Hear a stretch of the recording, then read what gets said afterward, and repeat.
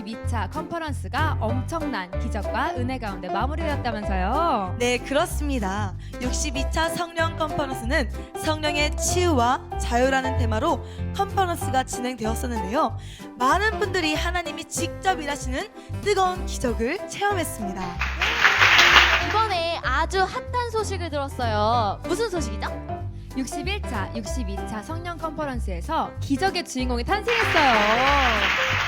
우울증으로 힘겨운 채 백송교에 왔던 청년이 하나님이 주시는 참된 기쁨을 맛보고 영혼이 살아나는 것을 우리 모두가 보았죠? 맞아요. 62차에는 갑작스럽게 찾아온 영혼의 아픔으로 인해 괴로워하셨던 성도님이 말씀을 듣던 중에 고침받아 온몸으로 찬양하는 역사가 일어났습니다.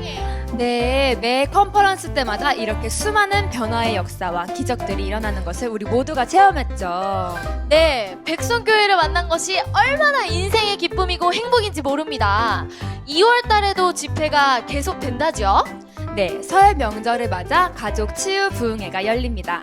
가족 치유 부흥회는 살아있는 말씀과 뜨거운 성령의 역사로 인해 가정이 회복되며 치유되는 기적의 집회입니다. 그렇습니다. 2월 4일 저녁부터 8일 저녁까지 한 주간 보령에서 또 엄청난 부흥회가 진행될 예정이랍니다. 그리고 성령 컨퍼런스도 연이어 열리는데요. 63차는 2월 11일 저녁부터 15일 저녁까지 인천 백성교회에서 64차는요, 어디서 열리는지 아세요? 어디서 열리는데요? 드디어 대구 백성교회에서 열리잖아요. 2월 18일 월요일 저녁부터 22일 금요일 저녁까지 대구 백성교회에서 집회가 열립니다. 아참, 요즘 미국에서도 언제 집회하느냐고 자꾸만 연락이 와요. 이번에는 미국 집회가 조금 늦어졌어요. 이번 미국 집회 일정은 로스앤젤레스 백송교회에서 4월 24일 저녁부터 5월 4일까지 주일 빼고 매일 낮 밤으로 집회가 있답니다. 미국에 계신 분들 미리미리 준비하시고 함께 동참하셔서 하나님 안에서 진리 가운데 자유함을 얻으시길 바랍니다. 특별 집회 일정 이외에도 인천, 대구, 보령, 미국에서는 계속해서 평일에 집회가 진행됩니다. 백성교회 백성수양관에 오셔서 하나님이 일하시는 예배 가운데 내면에서부터 영성 혁명을 일으키시고 여러분 모두가 물이 바다 덮음같이 열방의 부흥을 일으키는 부흥의 주역들이 다 되시기를 바라며 백송교회 백송수양관으로 사랑하는 여러분을 초대합니다. 여러분을 기다릴게요. 몇 시죠? 아직도 모르세요? 오전은 11시, 오후는 7시 30분입니다. 기다릴게요. 오늘 본문 말씀 사무엘상 28장 3절부터 8절까지 우리 교독하면서 받겠습니다. 사무엘이 죽었으므로 온 이스라엘이 그를 두고 슬피 울며 그의 고향 라마에 장사하였고 사울은 신접한 자와 박수를 그 땅에서 쫓아내었더라.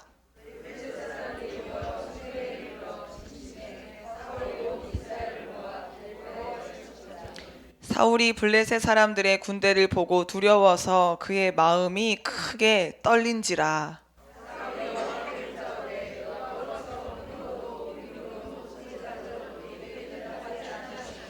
사울이 그의 신하들에게 이르되 나를 위하여 신접한 여인을 찾으라.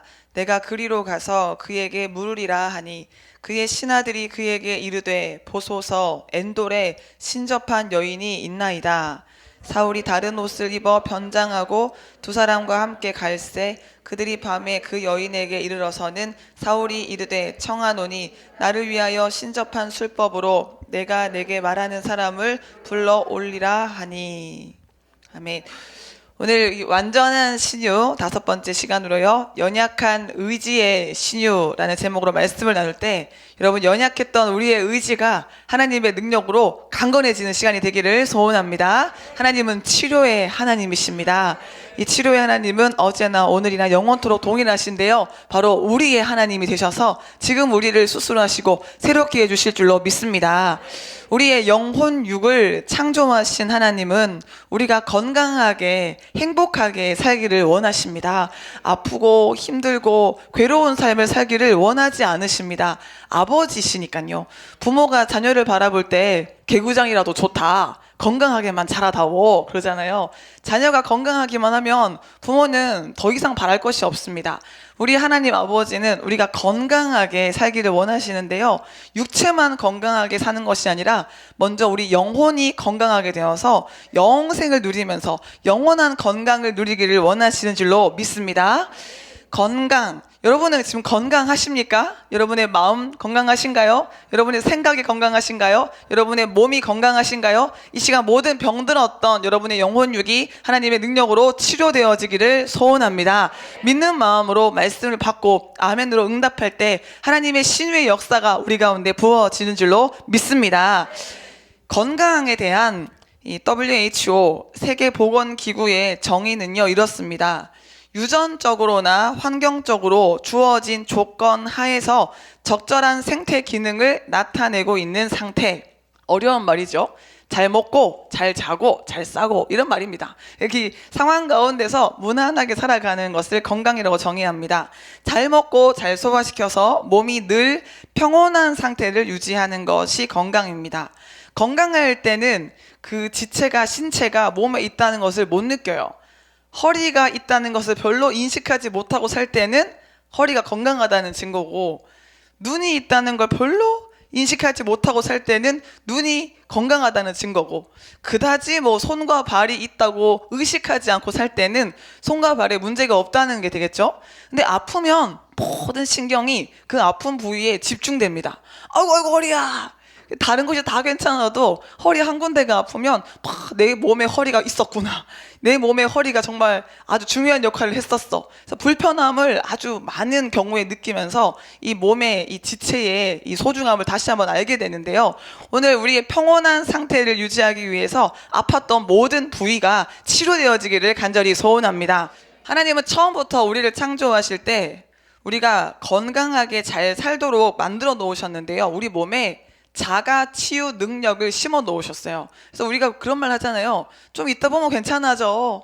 좀 이게 지나면 괜찮아져. 시간이 약이야. 이런 말을 하죠. 우리 몸에 하나님이 넣어두신 자가 치유 능력이 있기 때문이에요. 그래서 우리는 면역력이 있고 회복력이 우리 안에 있어요. 건강한 사람일수록 면역력이 있기 때문에 웬만한 바이러스, 웬만한 이 질병들이 침투해 와도 이겨내잖아요. 또 회복력이 있어서 좀 다치고 아파도 금방 회복해냅니다. 오늘 여러분 하나님이 주신 이 면역력이 극대화되고 회복력이 살아나기를 소원합니다. 그래서 신유의 하나님은 우리가 이러한 자가치유 능력을 가지고 건강하게 살 수 있도록 도와주십니다. 그래서 우리는 건강하게 사는 것도 신유의 은혜를 누리는 것이라는 것을 알고 감사해야 할 줄로 믿습니다. 오늘 이 두 발로 교회에 걸어올 수 있다는 것, 예배할 수 있다는 것, 찬양할 수 있다는 것, 은혜 중에 은혜이고 기적 중에 기적인 줄로 믿습니다. 정말 살아있다는 것이 기적인 것 같습니다. 그래서 하나님은 건강하게 사는 이 신유의 은혜를 허락해 주셨고요. 또 우리가 몸이 병들었을 때, 마음과 영혼이 병들었을 때 하나님께 기도하면 낫게 해주십니다. 하나님은 의학을 통해서 신유의 은혜를 붓기도 하시고요. 의사의 손길을 통해서 신유의 능력을 나타내기도 하십니다. 또 이 기도와 말씀을 통해서 초월적인 하나님의 역사를 나타내기도 하십니다. 오늘 우리는 신유의 근원이신 하나님이 베푸시는 완전한 신유를 누리며 전인적인 건강을 우리 호흡 마치는 그날까지 누려야 할 줄로 믿습니다. 출애굽기 15장 16절에 이르시되 너희가 너희 하나님 나 여호와의 말을 들어 순종하고 내가 보기에 의를 행하며 내 계명에 귀를 기울이며 내 모든 규례를 지키면 내가 애굽 사람에게 내린 모든 질병 중 하나라도 너희에게 내리지 아니하리니 나는 너희를 치료하는 여호와임이라. 근데 우리가 보기에 의가 아니고요. 하나님 보시기에 의를 행해야 하나님의 치료가 우리에게 임합니다. 그래서 내 생각을 깨뜨리고요. 하나님 보시기에 내 삶은 어떤가요? 하나님 보시기에 내가 의롭다고 생각하는 것들이 정말 의로운가요? 하나님 보시기에 내 삶은 하나님의 기쁨인가요? 여러분 우리 하나님 보시기에 의를 행하는 삶을 살아서 치료의 주인공이 되어야 될 줄로 믿습니다. 하나님은 우리의 몸을 고치시고 생각을 고치시고 양심을 회복시켜 주십니다. 또 상한 관계를 치료해 주시고요. 연약한 의지를 치료해 주셔서 영육으로 건강한 삶을 영위하도록 만드십니다. 그래서 지금 우리가 완전한 신유 테마 설교를 통해서 이 부정적인 생각, 억압된 언어, 상한 관계, 이 삶의 전반의 이 병든 부분에 대해서 신유의 능력을 받을 말씀을 우리가 나누고 있습니다. 우리는 예수 그리스도의 이름을 의지하여서 하나님이 주시는 이 신유의 능력을 누리고 또 이 신유의 능력을 나타내는 삶을 살아야 할 줄로 믿습니다. 여러분의 입술은 예수의 이름이 있을 때 보통 입술이 아니에요. 여러분의 손은 예수의 권세와 함께 있을 때 보통 손이 아니에요. 한번 여러분의 손을 바라보시면서 선포하겠습니다. 보통 손이 아니다. 우리는 보통 손이 아니에요. 마가복음 16장 17절 말씀을 보면요, 믿는 자들에게는 이런 표적이 따르리니 곧 그들이 내 이름으로 귀신을 쫓아내며 새 방언을 말하며 뱀을 집어 올리며 무슨 독을 마실지라도 해를 받지 아니하며 병든 자에게 손을 얹은즉 나으리라. 이 손이 보통 손이 아니잖아요. 우리 예수 그리스도의 이름으로 이 보통 손이 아닌 손으로 신유의 능력을 날마다 나타내며 살아야 할 줄로 믿습니다. 하나님은 현대 의술과 의학을 통해서도 신유의 능력을 부으시기 때문에 우리는 의사를 통해서 하나님의 능력을 경험해야 되지 의사만 맹신해서는 안 됩니다.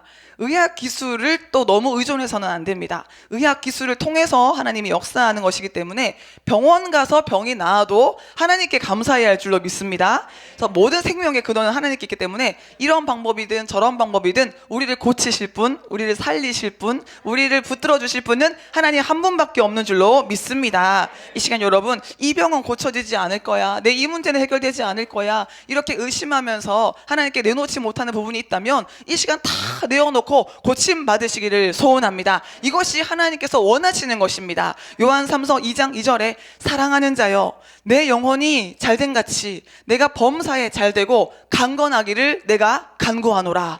여러분에게 하나님이 주시는 건강이 임하기를 소원합니다. 막 불끈불끈 샘이 나지 않습니까? 하나님이 건강을 주시면 연약한 육체를 초월하는 삶을 살 수 있는 줄로 믿습니다.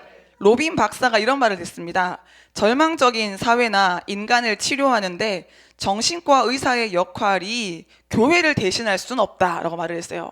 그래서 물론 정신병원 이 마지막 시대에 필요합니다. 너무나 많은 사람들이 정신질환에 고통당하고 있으니까요. 그러나 정신과 의사가, 정신과 이 병원이 교회를 대신할 수는 없다는 거예요. 교회는 영혼을 살리는 병원인 줄로 믿습니다. 그래서 우리는 상한 마음을 가지고 이 방황하는 영혼을 가지고 교회로 나아오면, 하나님의 전에 나아오면 하나님의 손길에 의하여 치료받게 되는 줄로 믿습니다. 그런데 오늘날 이런 치료의 복음이 너무나 희미해져 가고 있기 때문에 우리 백송교회는 더욱더 목소리를 높여서 신유의 복음을 증거하고 신유의 능력을 나타내는 삶을 살아야 할 줄로 믿습니다. 여러분, 무엇보다 오늘 우리가 고침받아야 될 부분은 의지예요. 의지. 난 의지가 정말 약한데, 난 정말 의지가 약해가지고 이런 삶을 살아오셨다면 오늘 바뀔 줄로 믿습니다. 의지는 히브리어로 바타흐입니다. 어떤 일을 향해서 생각과 마음이 모아진 상태를 말합니다. 그러니까 의지가 딱 굳건하면요, 생각이 집중되고 마음이 집중되고 힘이 집중돼요. 그러니까 가지고 있는 모든 것이 집중되는 상태가 의지. 근데 이게 집중시키지 못하고 다 퍼져 있고 마음이 나뉘어지고 생각도 나뉘어지고 그냥 막 산만한 인생은 의지가 약한 인생이지요.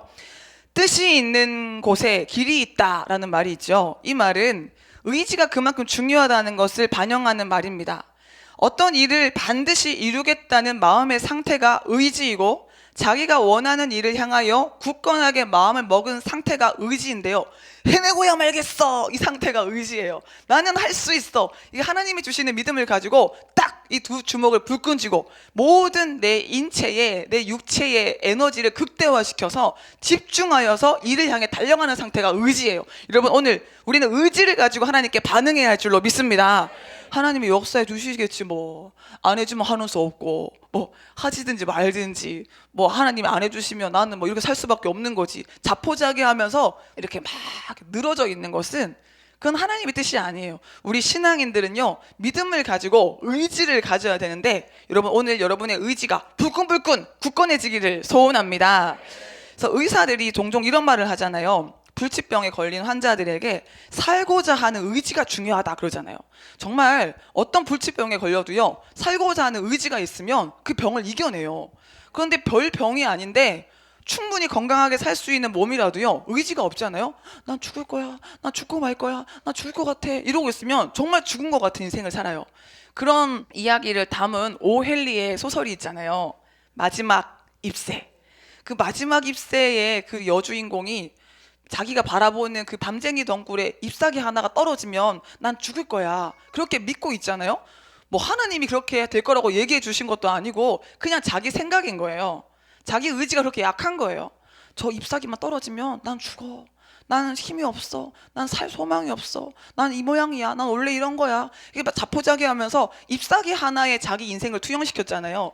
그 의지를 다 놓은 그 환자를 바라보면서 안타까워했던 이 화가 영감이 막 비가 막 내리는 그 밤에 추위에 덜덜 떨면서도 그 벽에 올라가서 그림을 그렸잖아요. 마지막 잎새.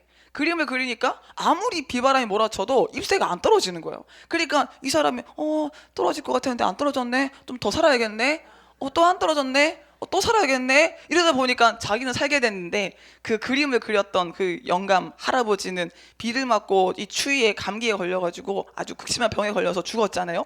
그래서 의지가 중요하다는 것을 그 마지막 잎새라는 이야기를 통해서 우리는 듣게 되는데요. 여러분 마음에 달려있는 마지막 잎새는 무엇입니까? 여러분, 우리는 예수 그리스도를 바라볼 때, 믿음의 주요, 소망의 주요, 능력의 주가 되시는 예수 그리스도를 바라볼 때 우리는 의지를 잡을 수 있는 줄로 믿습니다. 오늘 여러분 의지를 붙잡으시고 고침받고자 하는 의지, 쓰임받고자 하는 의지, 변화되고자 하는 의지, 의지를 살리시기를 소원합니다. 의지가 강한 사람들은 이런 특징이 있다고 심리학자 에이미 모린이 13가지로 정리했는데요. 한번 이 13가지 특징을 들어보시고 여러분과 얼마나 일치하는지 불일치하는지 한번 점검해 보세요. 첫 번째로, 의지가 강한 사람은 자신이 불쌍하다고 생각하지 않는데요. 나 불쌍해, 나는 상처 많이 받았어, 난 너무 참 안타까워, 나는 정말 내가 봐도 너무 불쌍한 것 같아, 이렇게 생각하지 않는 것이 의지가 강한 사람이에요. 두 번째, 의지가 강한 사람은 다른 사람을 탓하지 않는데요. 세 번째, 의지가 강한 사람은 변화를 두려워하지 않습니다. 네 번째로, 의지가 강한 사람은 자신의 힘이 미치지 않는 것에는 에너지를 쏟지 않습니다. 헛수고를 하지 않는다는 것입니다. 다섯 번째, 의지가 강한 사람은 주변 사람들에게 잘 보이기 위해 신경을 쏟지 않습니다. 여섯 번째, 의지가 강한 사람은 장점과 단점이 확실하게 구분되는 것이라면 위험이 있어도 도전을 합니다. 일곱 번째, 의지가 강한 사람은 과거의 추억 속에 묻혀서 살지 않습니다. 여러분, 어떻게 의지가 강한 쪽에 속하십니까? 아니면은 나 반대인데, 그런 생각이 드십니까? 여덟 번째, 의지가 강한 사람은 같은 실수를 여러 번 반복하지 않습니다. 아홉 번째, 의지가 강한 사람은 타인의 성공에 질투하지 않습니다. 열 번째, 의지가 강한 사람은 첫 번째 실패했다고 해서 포기하지 않습니다. 11번째, 의지가 강한 사람은 혼자 있을 때에도 태어납니다. 12번째, 의지가 강한 사람은 정해진 운명을 믿지 않습니다. 13번째, 마지막으로, 의지가 강한 사람은 결과가 즉시 나타난다고 생각하지 않고 인내를 당연하게 여깁니다. 여러분, 어떻게 여러분의 삶과 많이 일치하나요? 아니면 반대길로 가고 계신가요? 오늘 여러분의 의지가 굳건해져서 이 의지가 강한 삶으로 변화되어지기를 소원합니다. 그래서 이 13가지 특징 중에요, 이 자기 자신을 불쌍하게 생각하지 않고 남을 탓하지 않고 인내를 당연하게 여기고, 이런 부분들이 굉장히 성경적인 맥이랑 일치해요. 하나님이 내 편이 되신다는 걸 믿는다면 우리는 어떤 상황 속에서도 하나님께 감사하면서 하나님이 주시는 약속을 붙들고 의지를 가지고 달려나가야 할 줄로 믿습니다. 근데 현대의 많은 사람들은 의지 박약한 삶을 살아가고 있습니다. 의지 박약은 의지력이 약해서 독자적인 결단을 내리지 못하거나 인내하지 못하는 상태를 말합니다. 의지가 약한 현대인들은 작심삼일의 인생을 살아갑니다. 결심해도 3일을 못 가는 거죠. 사실 3일만 가도 잘 가는 거죠. 의지를 딱 붙잡고 뭔가 열심히 해내는 의지의 한국인, 원래 그런 모습이었는데 이 시대에는 많이 그 의지가 사라져서요. 조금만 힘들면 포기하고 조금만 어려우면 이제 안 된다고 말하고 부정적으로 생각하고 그래서 금방 넘어지고 마는 것이 오늘날 현대인들의 특징입니다. 다이어트를 해야지, 살을 빼야지. 그런데 막 냄새가 솔솔솔솔솔 나면 내일부터 하자. 맛있게 먹는 건 살 안 찌는 거야. 뭐 행복하게 먹는 건 0kcal 뭐 이러면서 막 자기 합리화를 해가면서 먹습니다. 아, 올해는 꼭 금연을 해야 돼. 담배를 끊어야 돼. 아무리 다짐하고 결심해도 막 생각나는 것을 막 이겨낼 수가 없어요. 그래서 의지가 약한 사람들은 해야 할 일은 못하고 하지 말아야 할 일은 그렇게 하고 맙니다. 그래서 의지가 약한 사람들은 자기가 원하지 않는 삶을 자꾸 살게 되는 거예요. 아, 그거 하면 안 되는데, 하면 안 되는데 막 끌려가고 해야 되는데 하면서 못하고 여러분 지금 표정들이 다 내 이야기야. 완전 내 이야기야. 그래서 우리는 하나님의 은혜가 필요합니다. 정말 하나님의 은혜 없이는 살아갈 수가 없어요. 근데 하나님의 은혜는 우리의 의지를 의지를 고쳐주시는 은혜인 줄로 믿습니다. 의지가 약한 사람들은 환경을 자꾸 탓해요. 내가 이러니까 못하는 거야. 자꾸 탓을 해요. 또 다른 사람을 탓해요. 저 사람 때문에 내가 못하는 거야. 그리고 자꾸 포기하는 자기를 합리화하는 일에 바쁩니다. 의지 박약은 사람들로 하여금 자신의 육체뿐만 아니라 인간관계, 사업, 학업 등 모든 인생 전반에 해를 끼치는 일을 자행하게 하는 어리석은 삶을 살게 합니다. 인터넷에 보니까 의지가 박약한 사람의 특징을 이렇게 묘사했더라고요. 해야 할 일은 산더미처럼 쌓였는데 자꾸 조금만 쉬고 시작하겠다고 생각한다. 조금만 쉬다가 그리고 의미 없이 6, 7시간을 보내버린다. 그렇게 의미 없는 시간을 보낸 후에 정신을 차리고 이제는 해야지 라고 시작을 했는데 시작하자마자 중단한다. 그래 놓고도 요만하면 됐어. 뭔가 해야 할 일을 꽤 한 것 같다고 착각을 한다. 이쯤 했으니 저녁 한 끼 먹고 쉬다가 해야겠지. 이런 생각을 하면서 또 저녁을 먹는다. 그러다가 저녁을 먹고 나면 졸린다. 그리고 자려고 불을 끄고 침대에 누우면 나는 왜 이 모양일까? 나는 왜 이거밖에 안 될까? 라고 생각한다. 자학과 자기 반성의 시간을 갖지만 다음날도 똑같다. 우리의 모습은 아닙니까? 아무리 마음을 먹어도 의지가 약하니까요. 이게 뜻하는 대로 사라지지 않습니다. 의지 박약은요, 신앙생활에도 악영향을 끼칩니다. 그것도 치명적인 악영향을 미칩니다. 의지가 약한 사람들은 말씀을 듣고 맞아 깨닫는데 그게 삶으로 연결되어지지를 못합니다. 의지가 약한 사람의 심령은 돌짝밭과 같아요. 그래서 말씀을 받고 오래 견디지 못하고 조금만 환란이 있고 박해가 있으면 쉽게 넘어집니다. 마태복음 13장에 보면 예수님이 씨 뿌리는 비유로 말씀을 증거하셨는데요. 아무나 천국 말씀을 듣고 깨닫지 못한 때는 악한 자가 와서 그 마음에 뿌려진 것을 빼앗나니 이는 곧 길가에 뿌려진 자요. 길가밭 심령은 말씀 듣자마자 그걸 빼앗겨요. 근데 돌짝밭 심령, 이 의지가 약한 심령은 말씀을 들을 때는 즉시 기쁨으로 받아요. 아멘! 맞아! 그렇게 살아야 돼! 즉시 기쁨으로 받아요. 그런데 곧 넘어져요. 이게 의지가 없어서 곧 넘어져 버립니다. 가시떨기에 뿌려졌다는 것은 말씀을 듣지만 세상의 염려와 재물의 유혹에 말씀이 막혀서 결실하지 못하는 것입니다. 좋은 땅에 뿌려졌다는 것은 말씀을 듣고 깨닫는 자니 결실하여 어떤 것은 100배, 어떤 것은 60배, 어떤 것은 30배가 되느니라. 여러분, 우리 오늘 의지가 강한 심령으로 변화되어서 100배, 60배, 30배 결실 맺는 삶을 살기를 소원합니다. 뭐 나오는 게 있어야 되지 않겠습니까? 들어간 거 있으면 하나님을 기쁘게 할 열매가 주렁주렁 맺히는 삶이 사라져야 될 줄로 믿습니다. 하나님이 오늘 우리에게 능력을 주실 줄로 믿습니다. 근데 의지가 중요한데 많은 그리스도인들이 의지가 중요하다는 것도 모릅니다. 그래서 자기가 의지를 놓고 있으면서도 별로 거기에 대해서 신경도 쓰지 않습니다. 그리고는 왜 변화가 안 돼? 왜 안 고쳐지는 거야? 왜 달라진 게 없는 거야? 이렇게 상황만 탓하는 경우가 많습니다. 일본의 신학자 우치무라 간조는 이렇게 말을 했어요. 기독교는 이론의 종교가 아니다. 감정의 종교도 아니다. 의지의 종교다. 더구나 일을 하려고 하는 의지의 종교가 아니다. 하나님을 믿으려고 하는 의지의 종교다라고 말을 했어요.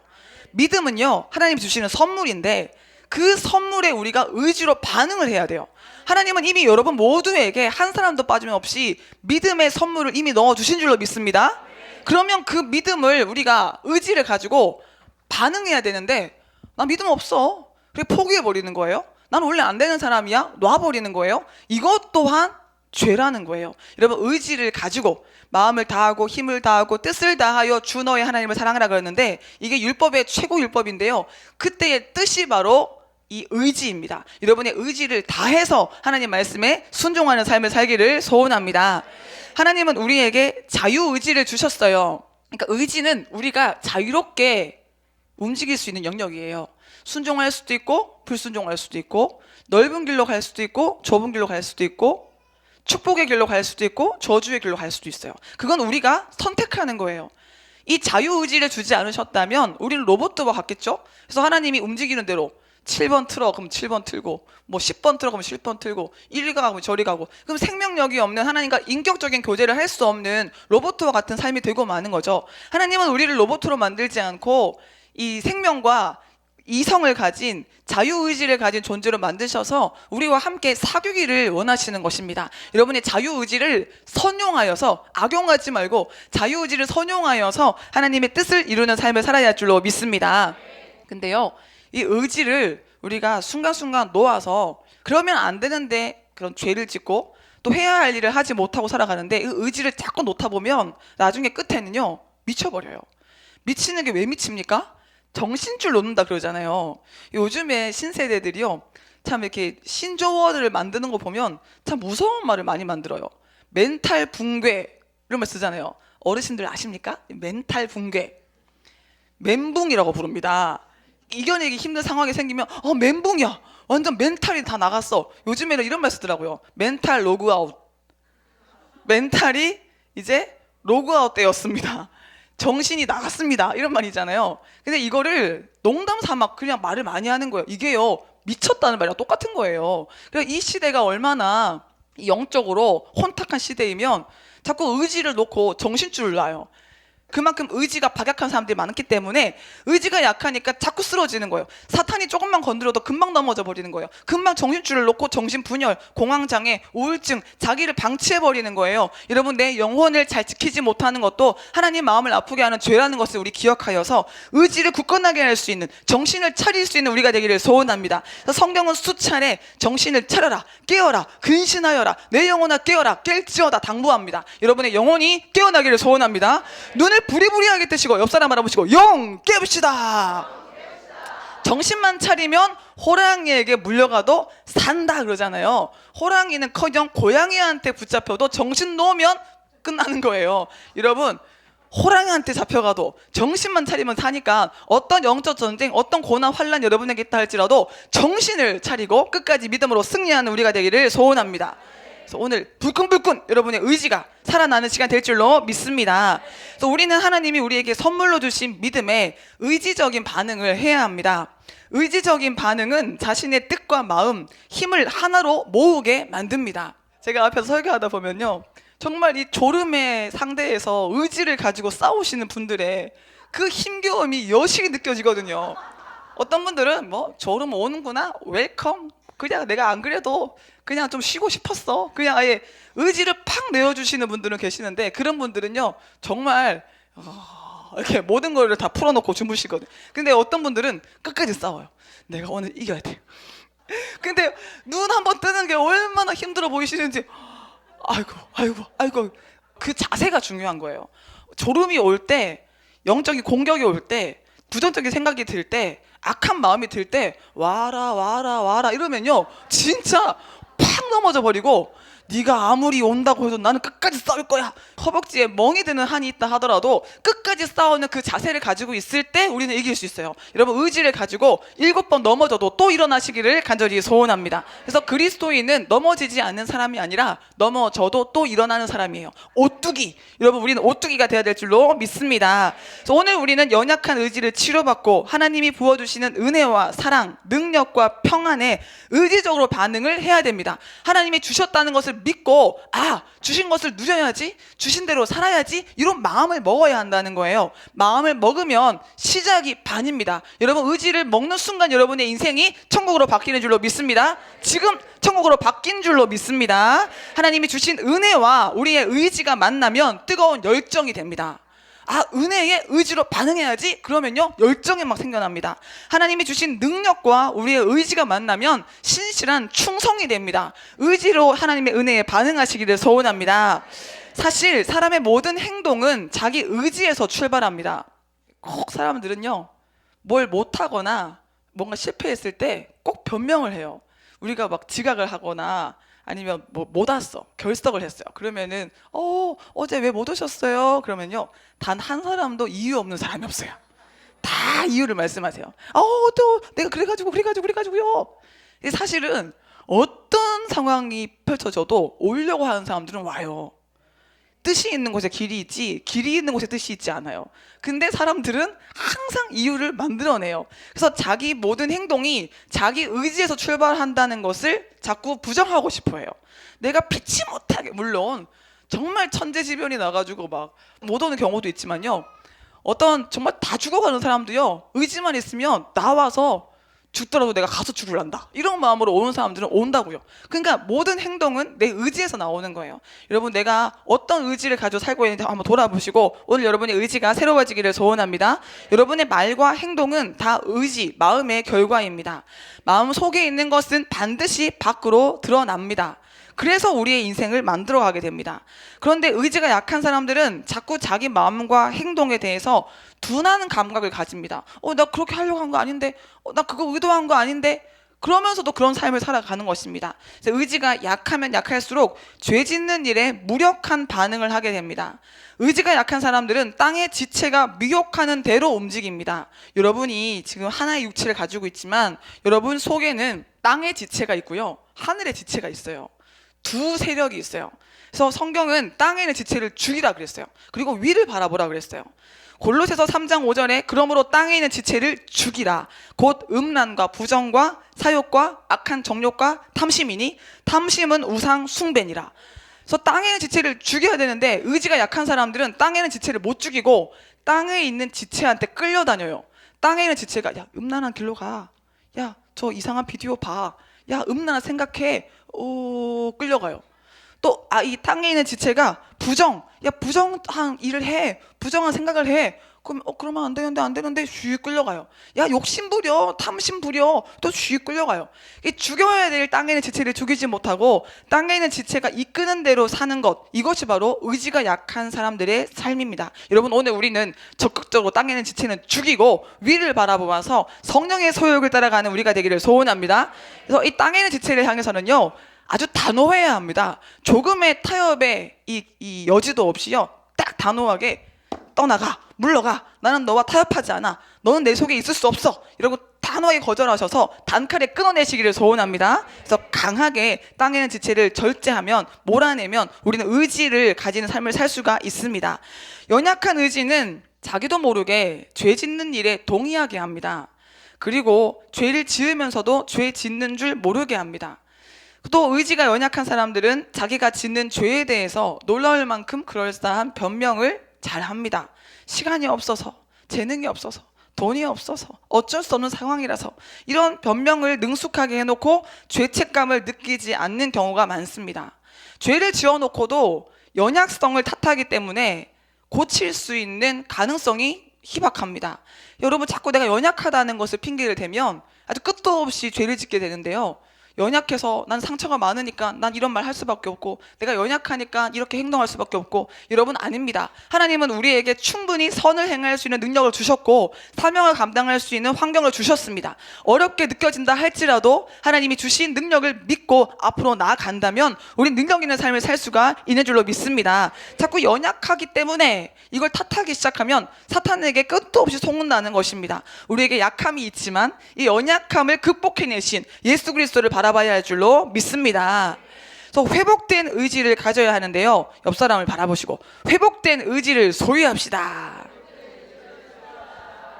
아멘. 그래서 연약한 의지를 치료하시는 하나님의 신유를 경험하여서 회복된 의지를 가져야 됩니다. 이런 사람들은요, 어떤 상황 속에서도 죄 짓지 않을 단호한 결심을 가지고 있습니다. 나는 절대 미워하지 않을 거야. 난 절대 하나님 앞에 불평하지 않을 거야. 난 절대 원망하는 말을 하면서 우울한 한숨을 쉬지 않을 거야. 이렇게 딱 죄에 대해서 단호한 결심을 가지고 있습니다. 또 이런 사람들은 어려움이 있어도 영적 전쟁에서 승리하겠다는 의지를 가지고 하나님의 뜻을 이루겠다는 의지를 가지고 영에 속한 삶을 살겠다는 의지를 가지고 있습니다. 여러분, 이 의지 위에 하나님의 성령이 임하는 줄로 믿습니다. 자기를 포기한 사람들에게 성령은 역사하시지 않습니다. 왜냐하면 성령님은 인격적인 하나님이시기 때문에 내가 마음문을 닫고 내가 포기했는데 하나님이 강제로 역사하시겠습니까? 하나님은 도와달라고 요청하는 자에게, 구하는 자에게, 찾는 자에게, 두드리는 자에게 응답하시는 줄로 믿습니다. 그래서 우리는 의지를 가지고 거창한 일을 해야 하는 것이 아닙니다. 그냥 주님 도와주세요. 똑똑똑 내가 문을 두드리니 열어주세요. 이렇게 간구하는 것이 우리의 의지의 표현이에요. 여러분, 구함으로, 기도함으로, 여러분의 간구로 여러분의 의지를 하나님께 드리시기를 소원합니다. 갈라디아서 5장 16절에 내가 이르노니 너희는 성령을 따라 행하라. 그리하면 육체의 욕심을 이루지 아니하니라. 육체의 소욕은 성령을 거스르고 성령은 육체를 거스르나니 이 둘이 서로 대적함으로 너희가 원하는 것을 하지 못하게 하려 함이라. 의지를 가지고요.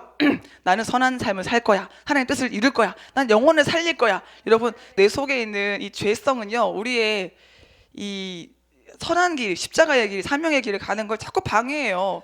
속에서 막 부딪히는 것이 막 있어요. 그것을 경험할 때마다 얼마나 어렵고 힘든지 몰라요.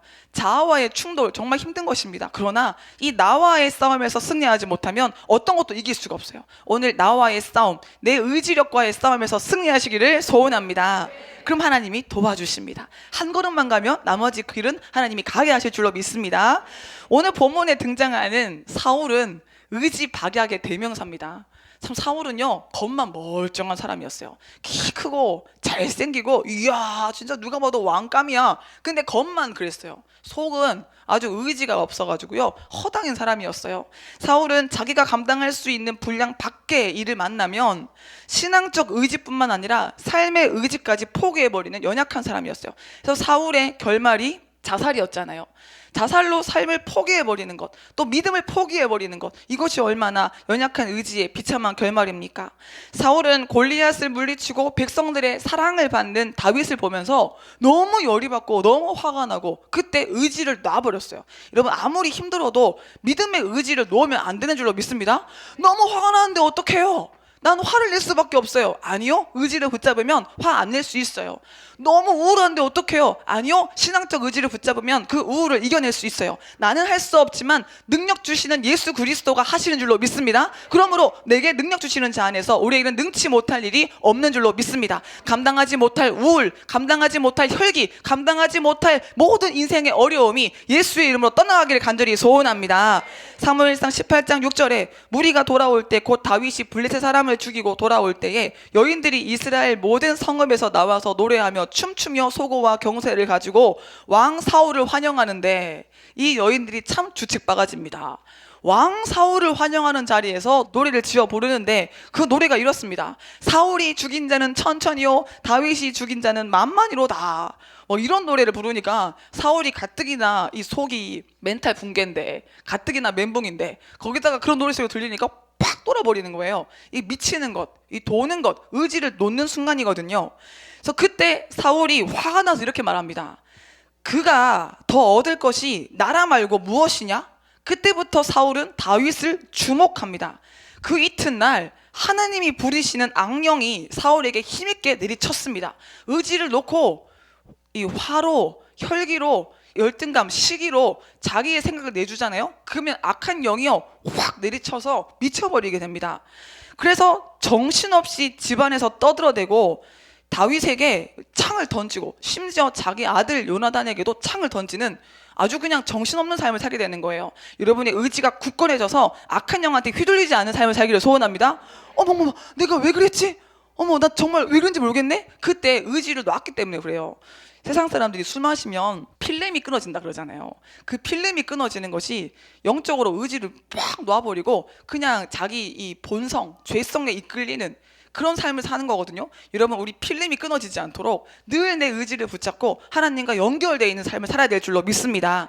이 평안할 때는 그런 상황이 찾아오지 않죠. 근데 내 인생의 벼랑 끝에 한계 선상을 만나면 내 속에 있는 밑바닥이 드러납니다. 그 밑바닥이 드러나면 사람들은 정말 가지 말아야 될 길을 막 갑니다. 그때 하지 말아야 될 말을 하게 되고 절대 하면 안 되는 행동을 하게 됩니다. 그러니까 우리는 우리 속에 어떠한 이 도를 넘게 만드는 악이 남아있지 않도록 오늘 이 속을 치료받아야 될 줄로 믿습니다. 그래서 쌓은 선에서 선을 내고 쌓은 악에서 악을 내는데 미리 치료받으면요, 어떤 한계 성산을 만나도 이 속에서 악이 안 나온다는 것입니다. 오늘 우리는 속을 깨끗하게 치료받아서 어떠한 위기를 만나도 악을 뿜어내지 않는 인생을 살아야 될 줄로 믿습니다. 근데 원래 사울은요, 하나님을 섬기는 사람이었어요. 원래 사울은 하나님을 믿는 사람이었어요. 그런데 시기와 질투에 휩싸이니까 의지를 놓아버리고 미치기 시작한 겁니다. 여러분, 우리의 믿음이 연약하면 어떤 살짝 공격만 와도 금방 이렇게 쓰러져 버리는 거거든요. 오늘 여러분의 의지가 아니라 성령께 붙들린 의지가 되어서 어려움이 오면 올수록 더 강건하게 의지가 세워지기를 소원합니다. 저는 우리 담임 목사님을 뵈면서 무엇을 또 배우냐면요, 목사님의 이 사역 가운데 때로는 어려운 순간도 있잖아요. 때로는 육신이 힘들고 또 마음도 힘드는 경우가 있고 힘든 순간이 있죠. 인생을 살아가다 보면 또 사역의 과정 가운데 왜 힘든 순간이 없겠습니까? 근데 제가 옆에서 배우는 것은 목사님의 이 신앙적 의지는 힘든 순간에, 역경의 순간에 더욱더 빛을 발한다는 것입니다. 평안할 때 그 누구나 다 좋을 수 있어요. 근데 힘들 때 좋은 것은 이 쉬운 일이 아니에요. 여러분, 역경의 때에 우리의 믿음의 성적표가 나오는데요, 그때 우리의 믿음이 진수로, 우리 믿음이 정말 정금 같은 믿음으로 이 검증될 수 있도록 오늘 여러분의 믿음이 연단되어지기를 소원합니다. 그래서 야, 힘들 때일수록 더 잘하시는구나, 어려울 때 더 주님 의지하시는구나, 그것을 보면서 많이 배웁니다. 여러분, 인생에 많은 시간을 의지를 놓고 허비하게 되면 우리는 인생의 마지막에 돌이킬 수 없는 후회를 하게 됩니다. 그런 때가 오기 전에 오늘 의지를 붙잡고 후회 없는 삶을 살아야 할 줄로 믿습니다. 근데 사울은 그렇게 살지 못한 안타까운 사람이었습니다. 인생에 너무 많은 시간을 미워하느라 보냈어요. 시기하느라 보냈어요. 어떤 그 사람을 죽이려고 혈안이 된 채로 인생을 낭비해버렸습니다. 왕이면서도 왕으로 살지 못했고 많이 가졌지만 누리지 못했습니다. 심지어 자기 아들에게까지 창을 던질 만큼 무너진 정신세계를 가지고 살았습니다. 그런데 오늘 본문에 보면요, 사울이 의지를 놓고 막가파로 살다가도 한번 다시 의지를 잡으려고 한 순간이 있었다는 것을 알 수 있어요. 본문 3절에 보면 사무엘이 죽었으므로 온 이스라엘이 그를 두고 슬피 울며 그의 고향 라마에 장사하였고, 사무엘은 사울 왕에게 있어서 아버지 같은 존재예요. 인정받고 싶은 사람, 내 신앙의 멘토이자 정신적 지주. 그러니까 물론 이 사무엘을 통해서 사울은 징계도 받고 하나님께 버림받았다는 선언도 들었어요. 하지만 사울에게 있어서 사무엘은 언제나 절대적인 이 믿음의 선배이자 이 스승이었거든요. 그런데 그 사무엘이 죽고 나니까 정신이 팍 드는 거예요, 순간적으로라도. 그래서 정신이 팍 들어서 사무엘이 죽고 난 뒤에 사울이 한 행동이요, 사울은 신접한 자와 박수를 그 땅에서 쫓아내었더라. 이제 믿음의 의지가 다시 생겨나는 거예요. 그래서 사무엘이 죽었을 때 다시 한번 의지를 붙잡고 하나님이 싫어하시는 이 신접한 자, 박수, 오늘날로 말하자면 무당과 점쟁이들, 그런 사람들을 쫓아내었어요. 여러분, 하나님은 점치는 것, 무당 굿하는 것 너무너무 싫어하시고 증오하시고 혐오하십니다. 여러분, 점치고 싶은 마음이 조금이라도 들어온다면 그 생각 빨리 예수 이름으로 몰아내야 할 줄로 믿습니다. 사울이 잘한 것도 있었어요. 이렇게 점치는 사람, 신접한 자, 박수 다 쫓아냈어요. 이제 정신을 차렸다는 의미입니다. 그런데 문제는 이게 얼마 안 갔다는 겁니다. 정신 차리면 뭐합니까? 3일도 안 해서 쓰러지는데요. 의지를 잡으면 뭐합니까? 금방 흔들려 버리는데요. 그래서 이 사울은 의지가 약해져서 금방 귀신을 쫓아내놓고 귀신을 불러들였어요. 점쟁이들을 쫓아내놓고 점쟁이를 찾아갔어요. 무당을 쫓아내놓고 무당을 의지했어요. 이런 연약한 모습을 오늘 본문에서 보이고 있습니다. 근데 왜 이렇게 됐냐면요, 블레셋 사람들이 쳐들어오니까 두려워지기 시작한 거예요. 그래서 무당을 쫓아낸 그가 무당을 찾아가는 일을 하게 되었습니다. 하나님의 사람이었는데 신앙의 의지를 놓고 무당을 찾아가는 잘못을 저지른 것입니다. 그러니까 무당을 찾아가면 안 된다는 것을 알기 때문에 다른 사람의 옷을 입고 변장해서 자기가 아닌 척했어요. 근데 변장한다고 자기가 아닌 게 됩니까? 그러니까 아주 얄팍한 수법으로 이 두려움에 이끌려서 자기 신앙적 의지를 놓아버렸는데요. 여러분, 오늘 우리는 다시 한번 하나님을 보는 영안을 열어서 두려움에 몰려와도 의지를 붙잡을 수 있는 믿음의 사람으로 세워져야 할 줄로 믿습니다. 그러니까 우리의 의지를 꺾는 첫 번째 원인이 바로 두려움이에요. 사람들은 두려우면 별짓을 다 해요. 두렵고 무서우면요, 정말 이 넘지 않아야 될 선을 자꾸 넘어버립니다. 우리의 의지를 무너뜨리는 첫 번째 요인이 두려움이에요. 두려움은 마귀의 강력한 공격 무기입니다. 사탄이 두려움으로 우리 마음을 공격할 때 방어하지 못하면 그 두려움이 우리 영혼에 스며들어서 영적 질병을 만들어냅니다. 소심증, 우울증, 강박관념, 불안증, 이 모든 것이 두려움 때문에 생겨나는 마음의 질병입니다. 소심한 것도 영적 결박이고 마음의 질병이에요. 여러분, 소심한 마음을 오늘 치료받기를 소원합니다. 성경은 우리가 두려워하면 올무에 걸리게 된다고 말했습니다. 잠언 29장 25절에 사람을 두려워하면 올무에 걸리게 되거니와 여호와를 의지하는 자는 안전하리라. 여러분, 올무에 걸리지 마시고 안전한 인생을 살기 위해서 하나님만을 의지하시기를 소원합니다. 여러분, 실제로 두려워서 인생을 망치는 사람들이 얼마나 많은지 모릅니다. 유명한 상담가이자 칼럼니스트인 앤 랜더스가 상당히 많은 문제의 핵심이 바로 두려움에 있다라고 지적했습니다. 2차 세계대전 당시에 전쟁으로 말미암아 죽은 군인의 수가 30만 명이었는데 남편과 아들을 전쟁 일선에 내보내놓고 근심과 불안에 빠져서 심장병으로 죽은 미국 시민들이 100만 명이 넘는다고 해요. 그러니까 총 맞아 죽은 사람보다 겁나서 죽은 사람이 더 많은 거예요. 여러분, 두려움이 여러분의 인생을 잠식하지 못하도록 하나님이 주시는 능력과 사랑과 절대로 무장하시기를 소원합니다. 두려움은 영적 공격이에요. 그래서 사탄이 두려움을 공격해 올 때 멍하게 있을 것이 아니라 예수의 이름으로, 예수의 피로 막 방어하시고 물리치시기를 소원합니다. 근데 저는요, 이 두려움과 영적 전쟁을 치를 때 꼭 뭘 느끼냐면요, 두려워질 때 예수 피 하면 더 무섭더라고요. 그걸 꼭 경험해요. 더 무섭네? 이게 왜 그러냐면요, 악한 영이 막 덤벼올 때 내가 싸울 태세를 취하잖아요. 그럼 악한 영은 더 세게 덤벼요, 일시적으로. 그러니까 예수 피하면 일시적으로는 더 무서워져요. 기도하니까 더 힘든 것처럼 느껴져요. 근데 끝까지 하잖아요. 이 악한 영은 떠나가고 세상이 줄 수 없는 평안이 우리를 감싸 안는 줄로 믿습니다. 그러니까 순간적으로는 더 힘들어지는, 전쟁이 더 세지는 순간이 있는데 겁내지 말고 내가 한 번 죽지 두 번 죽는다, 이런 마음으로 막 싸우면요, 그날 밤에 기도하는 그 가운데 놀라운 승리의 역사가 있는 줄로 믿습니다. 그래서 두려움을 내버려 두지 마시고 우리는 그때그때마다 싸워서 두려움이 내 의지를 약하게 하지 못하도록 두려움을 몰아내야 한다는 것입니다. 오늘 본문 5절에 보면 사울은 그걸 못했어요. 사울이 의지를 잡았다가도 금방 놓은 이유가 두려움을 핸들링하지 못했어요. 5절에 보면 사울이 블레셋 사람들의 군대를 보고 두려워서 그의 마음이 크게 떨린지라. 얼마나 많이 두려웠는지 그의 마음이요, afraid, 이 두려움이요, terror filled his heart, 이 테러가 막 오는 것처럼요, 막 떨리는데 마음의 이 격동함을 자기가 감당하지 못하는 거예요. 너무 무서운 거예요. 여러분, 그 극도로 무서운 그 공포 앞에서 내 힘으로는 이길 수 없지만 예수 그리스도의 이름으로 이길 수 있는 줄로 믿습니다. 하나님은 내 편이시라, 내게 두려움이 없나니 사람이 내게 어찌할까. 여러분, 여호와가 우리의 생명의 능력이 되심을 다시 한번 선포하시면서 모든 두려움을 몰아내시기를 소원합니다.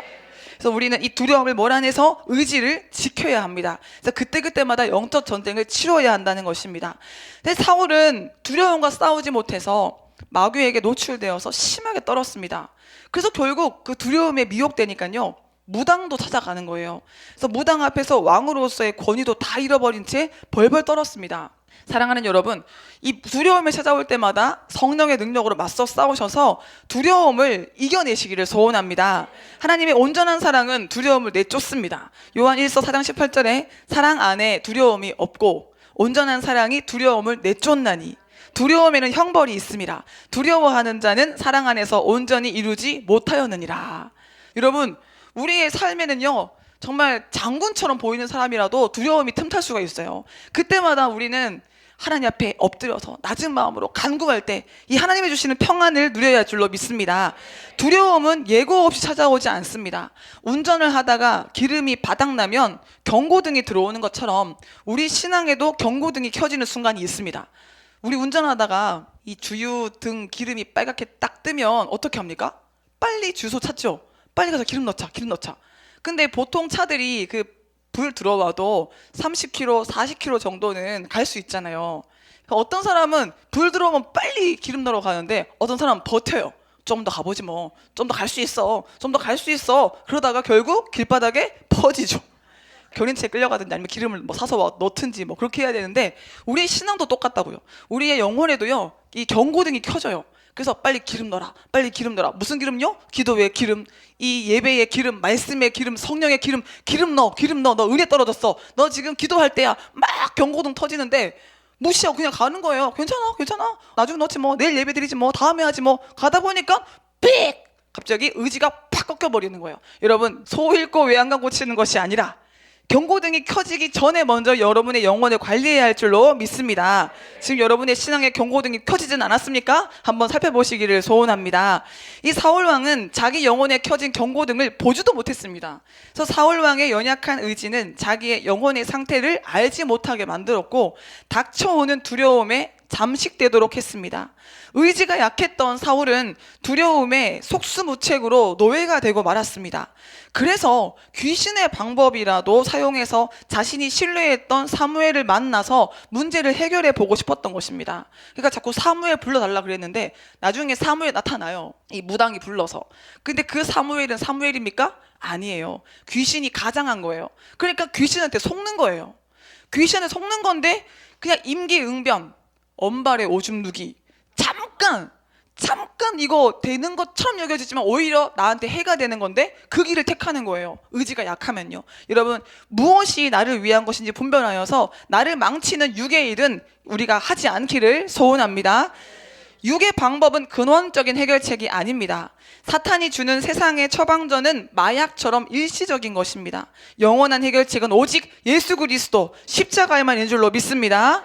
마약과 같은 수단을 사용하다 보면 결국 자기가 자기를 죽이는 인생을 살 수밖에 없습니다. 이 시간 여러분 모두가 두려움을 몰아내시고 성령에 붙들린 굳은 의지를 소유하시기를 소원합니다. 또 사울의 의지를 약하게 만든 두 번째 원인이 단절감이에요. 첫 번째 원인이 뭐였다고요? 두려움. 두려움을 케어하지 못하니까 의지가 약해졌어요. 근데 두 번째로 단절감이 사울의 이 연약한 의지를 만들었습니다. 정신과 전문의인 문요한 씨는 단절감의 문제에 대해서 이렇게 말했습니다. 인간에게 단절감이란 죽음보다 더 큰 고통이다. 자살자의 마음을 보면 고통스러워서라기보다는 고통 속에 혼자 있다고 느끼기 때문에 죽음을 선택한다. 그러면서 하는 말이 암 환자의 자살률은 일반인의 자살률보다 2배가량 많은데 에이즈 환자의 자살률은 일반 자살자 수보다 10배가 더 많다고 합니다. 왜냐하면 에이즈 환자는 사람들과 섞이지 못하는 단절감을 더 많이 느끼기 때문이라고 합니다. 이렇게 단절감이 죽음보다 더 큰 고통이라는 거예요. 나만 혼자야. 나는 외톨이야. 아무도 나를 몰라. 하나님도 날 버렸어. 이런 버림받은 느낌이 우리 인간에게 극도의 이 고통을 주어서 의지를 꺾게 만든다는 거예요. 오늘 본문에 보면 사울도 하나님께 버림받았다는 생각을 했어요. 본문 6절에 사울이 여호와께 묻자오되, 하나님께 묻긴 물었는데 하나님이 꿈으로도 우림으로도 선지자로도 그에게 대답하지 아니하심으로, 거 봐, 대답 안 하시잖아. 거 봐라, 응답 안 하시잖아. 나 버림받았어. 이렇게 생각을 해버리는 거예요. 여러분, 하나님이 여러분에게 응답하지 않는 것처럼 보여도 하나님은 결단코 여러분을 버리지 않은 줄로 믿습니다. 내 생각대로 거봐, 그렇잖아, 이거요 교만이에요. 어떻게 하나님의 응답 방법을 우리가 제한할 수 있겠습니까?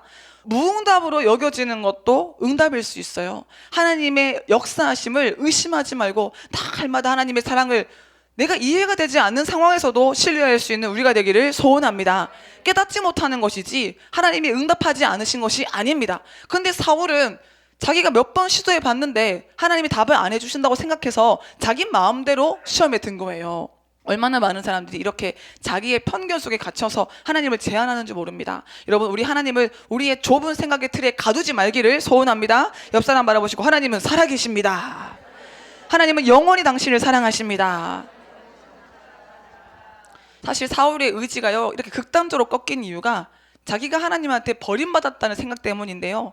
하나님은 저를 이미 떠났습니다. 이것이 자기 속에 있는 겁니다. 하나님께 버림받았다는 생각은 사울의 의지를 꺾었고 사울로 하여금 엉망진창의 인생을 살도록 했습니다. 여러분, 하나님은요 결단코 우리를 버리지 않아요. 이게 성경의 약속이에요. 이사야 49장 15절에 여인이 어찌 그 젖먹는 자식을 잊겠으며 자기 태에서 난 아들을 긍휼히 여기지 않겠느냐. 그들은 혹시 잊을지라도 나는 너를 잊지 아니할 것이라. 주님은 항상 우리를 바라보시고 기다리시고 우리를 사랑하시는 줄로 믿습니다. 때때로 우리는 우리가 지은 죄가 너무 많아서 우리가 잘한 일이 없어서 버림받을 것이라 생각하지만 결코 그렇지 않습니다.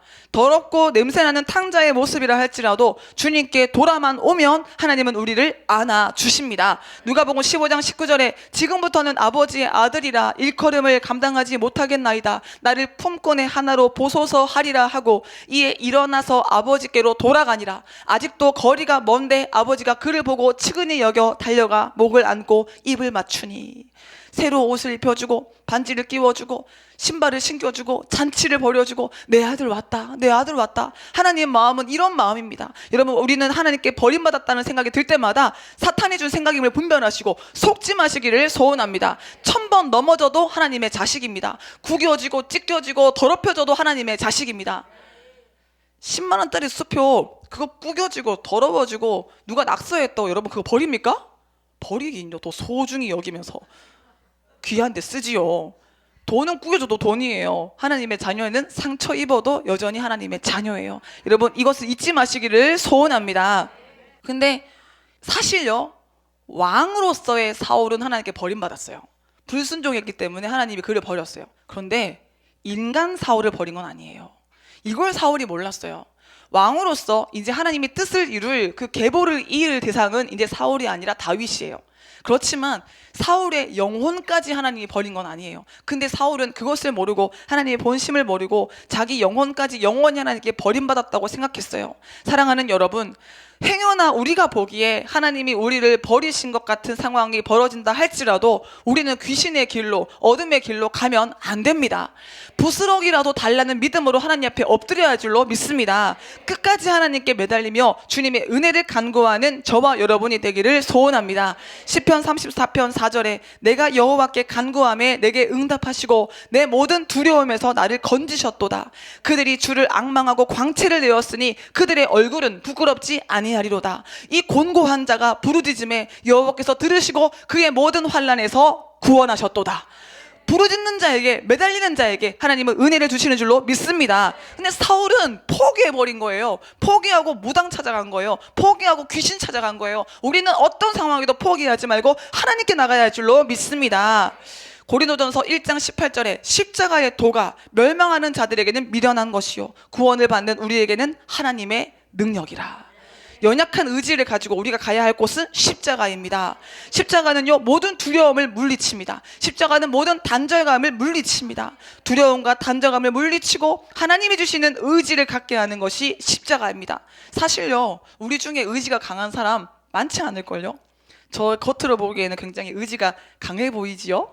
근데 정말 제가 저를 이리 보고 저리 봐도 참 의지가 약해요. 하나님의 은혜가 아니면 아무것도 못해요. 그런데 제가 배운 것이, 깨달은 것이 이겁니다. 의지가 약해질 때, 예전에 알지 못했을 때는 넘어졌어요. 쓰러졌어요. 포기했어요. 근데 이제는요, 의지가 약해질 때 기도합니다. 하나님, 제가 이렇게 의지가 없습니다. 하나님, 제가 이렇게 약합니다. 도와주세요. 하나님, 저에게 기름 부어주셔서 제 힘으로 안 되는 것 하나님의 힘으로 하게 해주세요. 기도하면 하나님이 어김없이 도와주신다는 것을 이제 날마다 경험하고 있습니다. 그럼 어디로 가야 됩니까? 십자가로 가야 합니다. 여러분, 오늘 우리 연약한 의지의 신유를 받기 위해서 나의 약함을 인정하고 십자가 앞으로 나가야 할 줄로 믿습니다. 이제 말씀을 마무리하겠습니다. 사랑하는 여러분, 두려움이 몰려와서 의지가 약해질 때, 버림받았다고 느껴져서 의지가 약해질 때 십자가 앞으로 나아가서 연약한 의지의 신유를 누리시기를 소원합니다. 이 시간 여러분 모두가 십자가의 능력으로 모든 약한 의지를 치료받고 성령께 붙들린 의지로 승리하는 강건한 삶을 사시기를 주님의 이름으로 축원합니다.